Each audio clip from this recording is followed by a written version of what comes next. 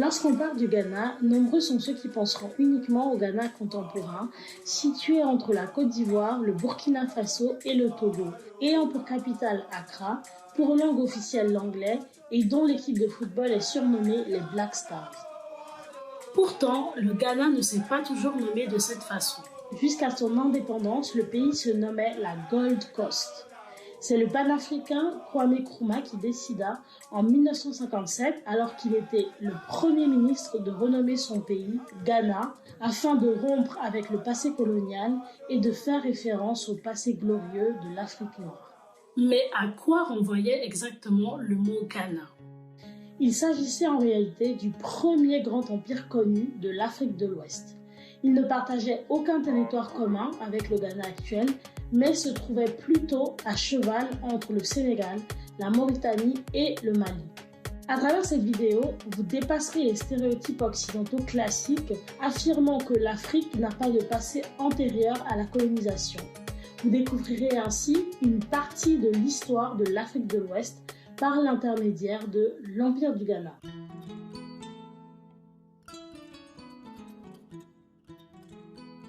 L'Empire du Ghana est daté généralement entre le 3e et le 13e siècle. Il était dominé par les peuples des Soninké, appelés aussi Marka, Sarakolé ou Akoré. Mais pourquoi l'Empire du Ghana s'appelle Ghana ? Le mot Ghana est mentionné pour la première fois au 8e siècle après Jésus-Christ par l'auteur arabe Al-Fazari, dont on a perdu les écrits. Nous avons trace de ce témoignage car ce dernier fut cité dans les écrits de Al-Masoudi, encyclopédiste du Xe siècle. Selon le géographe arabe du XIe siècle El-Bekri, Ghana désignait à la fois le titre que les rois de l'Empire portaient, le nom de sa capitale que l'on nommait également Kumbi Salé, et par extension son territoire. El-Bekri désigne également le territoire occupé par le Ghana avec le nom Aoukar. Cependant, si le nom du Ghana est resté, adopté par les peuples arabes puis par les occidentaux, les Soninké, fondateurs de l'Empire, le nommaient plutôt Ouagadou. Les origines du royaume du Ouagadou restent floues et nous y consacrerons une vidéo vous montrant qu'elles ont été récupérées autrefois par des colons occidentaux, affirmant que les premiers rois de l'Empire étaient des Hassanites, c'est-à-dire des Blancs, ou encore des musulmans affirmant que les rois étaient les descendants d'un compagnon du prophète. Nous verrons que ces hypothèses sont maintenant obsolètes et qu'il y a des nouvelles pistes qui sont envisagées. Toujours est-il que l'Empire existait bien avant le début du commerce transsaharien qui s'est développé au 8e siècle. Maintenant, nous allons nous attarder sur le territoire que dominait l'Empire afin de savoir quelle était son importance et quelle était son étendue.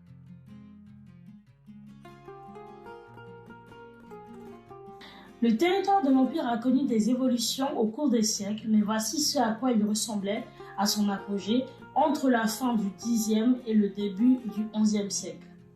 Avant de nous attarder sur les peuples dominés par l'Empire, il est important de savoir que le Ghana, autrement appelé le Ouagadou, tirait sa puissance des régions aurifères, c'est-à-dire riches en or, qui étaient sous son autorité. Le Bambouk était la principale zone d'extraction de l'or et elle se situait dans une zone montagneuse placée entre deux affluents du fleuve Sénégal, le Falémé à l'ouest et le Bafing à l'est. Mais il y avait aussi le Bouré et le Galad. L'auteur arabe du XIIe siècle Al-Idrissi, dont l'historien Jean Davis affirmait qu'il possédait une bonne connaissance du sud du Sahara, parle aussi du pays des Wangara qui se situait à l'est de la capitale du Ghana et dont les habitants exportaient leur or vers le Maghreb. Cependant, cette région n'a jamais été localisée et les zones où l'emplacement correspondait aux descriptions ne sont pas des zones de production d'or actuelles. El-Bekri, que nous avons évoqué précédemment, parle aussi de la ville de Guiarou, située à 18 journées de marche de la capitale, où on trouvait le meilleur or du pays. Les Soninké, qui étaient les maîtres de l'Empire, vivaient dans les provinces du Ouagadou, du Bakouni et du Kanyaga. Ils dominaient d'autres peuples, comme les habitants du Tékrou dans la moyenne vallée du fleuve Sénégal, qui furent sûrement le premier peuple noir à devenir musulman, de par la position stratégique de leur région par rapport au commerce transsaharien qui entraînait des échanges de marchandises, mais également des échanges culturels. Ce territoire se retourna contre le Ghana au milieu du XIe siècle, prenant la part des ennemis de l'Empire qui étaient les musulmans almoravides et eut un rôle économique de premier plan entre la fin du XIe siècle et le milieu du XIIe siècle, au moment de la chute de l'Empire du Ghana. Les Malinké étaient une autre ethnie sous la domination des Soninké. Ils vivaient dans le Mandane, sur le haut bassin du Niger entre Kongaba et Sigiri. Ils furent à l'origine de l'Empire du Mali qui surpassera plus tard l'Empire du Ghana. Les Soso, de leur côté, possédaient un territoire s'appuyant sur les monts du Koulikoro au sud des territoires Soninké. Au tout début du XIIIe siècle, avec l'impulsion de leur chef Soumaoro Kanté, ils se retournèrent contre les Soninké et s'emparèrent de leur capitale, Kombi-Salé. C'est à ce moment-là que l'on situe généralement la fin de l'Empire du Ghana. Il y avait également d'autres ethnies mentionnées par les auteurs arabes dont on a perdu la trace pour la plupart aujourd'hui. Les Wangara, qui étaient principalement des marchands. Les Barbara, qui se prétendaient être les ancêtres des souverains du Ghana. Les Lemlem, qui furent victimes des raids du Tekrou et du Ghana au XIIe siècle afin d'être revendus comme esclaves car ils étaient considérés comme païens à l'époque où l'islam commençait à prendre de l'influence en Afrique de l'Ouest. Les Arkou, connus pour leur culte d'un serpent semblable à un boa, possédant une crinière et une queue touffue et dont la tête était semblable à celle d'un chameau. Nous arrêtons cette liste ici, mais sachez qu'elle pourrait encore s'étendre avec de nombreux noms. L'Empire du Ghana possédait deux villes majeures. Kombi-Salé, parfois nommée Ghana, qui était la capitale où vivait le souverain, et Ardagos, qui était une plaque du commerce transsaharien.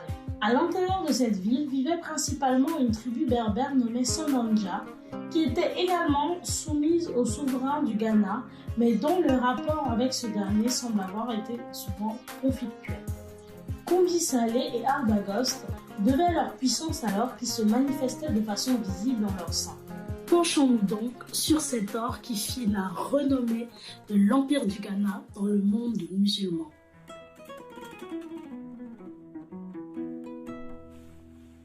Le Ghana était un pays extrêmement riche grâce à ces régions aurifères que nous avons citées précédemment. Pour s'en convaincre, il suffit de se référer aux écrits arabes de l'époque qui se montraient très impressionnés par l'abondance de l'or. Par exemple, au Xe siècle, Ibn al-Faqih écrit « Dans le pays du Ghana, l'or pousse comme une plante dans le sable, comme poussent les carottes. On le cueille au lever du soleil. » Un siècle plus tard, El-Bekri décrit une scène de procès dans laquelle préside le roi. Voici ce qu'il en dit. Quand le roi donne audience au peuple afin d'écouter ses griefs et d'y remédier, il s'assied dans un pavillon autour duquel sont rangés 10 chevaux couverts de carapaçons en étoffe d'or.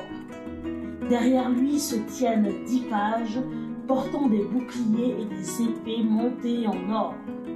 À sa droite sont les fils des princes de son empire, vêtus d'habits magnifiques et ayant les cheveux entremêlés et tressés avec de l'or. Le gouverneur de la ville est assis par terre devant le roi et tout autour se tiennent les vizirs dans la même position. La portée du pavillon est gardée par des chiens d'une race excellente qui ne quittent presque jamais le lieu où se trouve le roi. Ils portent des colliers d'or et d'argent, garnis de grelots des mêmes métaux. Il ajoute plus loin. S'il est trouvé dans toutes les mines de son pays une portion d'or, le roi en trie le meilleur, mais il en laisse aux gens les déchets d'or natifs. Sans cela, l'or pur entre les mains des gens deviendrait trop abondant jusqu'à baisser sa valeur. L'auteur dit encore plus loin. On dit que le roi a chez lui un morceau d'or aussi gros qu'une énorme pierre.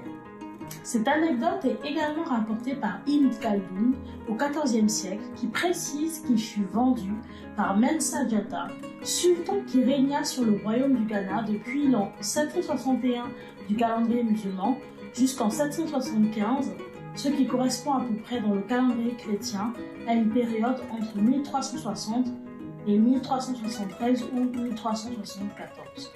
C'est notamment cette richesse en or qui a attiré les commerçants arabes et développé le commerce transsaharien de façon colossale.